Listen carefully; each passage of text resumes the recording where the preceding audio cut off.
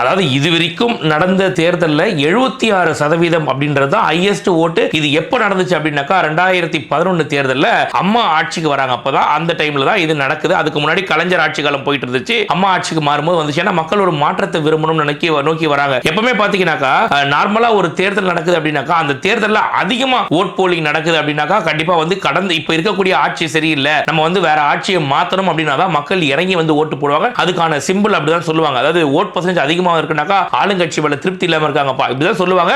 அதுக்கு உதாரணமா தான் 76% 2011 ஓட் போலிங் ஆச்சு. அப்ப கலைஞர் கிட்ட இருந்து ஜெயலலிதா கிட்ட ஆட்சி போகுது. அதுக்கப்புறமா இப்ப 2026ல இதுக்கு முன்னாடி 21ல 74% இருந்துச்சு. பட் இப்ப 85% ஓட் போலிங் இருக்கு. இதுக்கு காரணம் என்னன்றது நான் சொல்ல தேவையில்லை, எல்லாருக்கும் தெரிஞ்சிருக்கும். ஒன் அண்ட் ஒன்லி பர்சன் தளபதி விஜய் அவர்கள். எங்க இருக்கவங்களும் கடல் கடந்து வந்து ஓட்டு போடுறாங்க. இது வரைக்கும் ஜெயலலிதா காலமாக இருக்கட்டும், கலைஞர் காலமாக இருக்கட்டும், எந்த காலத்திலுமே யாரும் கடல் கடந்து வந்து ஓட்டு போட்டது கிடையாது. பேருந்து இல்லைன்னு யாரும் அடிச்சிட்டது கிடையாது. முதல் தடவையா இந்த 2026ல மக்கள் வந்து அந்த அளவுக்கு மக்கள் சண்டை போட்டு போய் லாரியில லிஃப்ட் கேட்டு ட்ரெயின்ல தொங்கிட்டு போய் அவ்வளவு ரிஸ்க் எடுத்து போய் ஓட்டு போடுற அளவுக்கு தளபதி அவர்கள் மாத்திருக்காப்ல. ஏன்னா எல்லா மக்களும் ஒரு மாற்றம் வரணும்னு நினைக்கிறாங்க. ஆனா எப்படியாவது திமுக வந்து குறுக்கு வழியில போய் நம்ம எப்படியாவது ஆட்சியை பிடிச்சிட முடியாதா அப்படின்னு சொல்லிட்டு தேர்தலுக்கு முன்னாடியே இந்த தபால் ஓட்டுல கொஞ்சம் ஊழல் பண்றது, தேர்தலுக்கு முன்னாள் நைட் வந்து பாத்தீங்கன்னா பணப்பட்டுவாடா பண்றது, தேர்தல் அன்னைக்கு கள்ள ஓட்டு போடுறது, இந்த மாதிரி வேலைகள் எல்லாம் சிறப்பா பண்ணா கூட நமக்கு தெரியும் என்னதான் இவங்க பண்ணாலும் பொதுமக்கள் அவ்வளவு பேர் நமக்கு ஓட்டு போடுறாங்க. இவனுக்கு மிஞ்சி மிஞ்சி போனா என்னத்த கள்ள ஓட்டு போட முடியும், பார்க்கலாம் போடுறத போட்டு போட்டோம் அப்படின்னு சொல்லிட்டு விட்டோம். இப்போ எல்லாத்தையும் தாண்டி ஒரு படி மேல போய் என்ன பண்றாங்கன்னாக்கா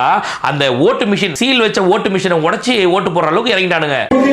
ஓட்டை வந்து மிஷினை வந்து உடைச்சிட்டாப்ல, உடைச்சு திரும்ப சீலை உடைச்சு இதை வந்து நாங்க சீல்லாம் வச்சு கையெழுத்து போட்டு போடுறதுக்கு பின்னாடி இந்த இது எப்படி ஓபன் ஆச்சு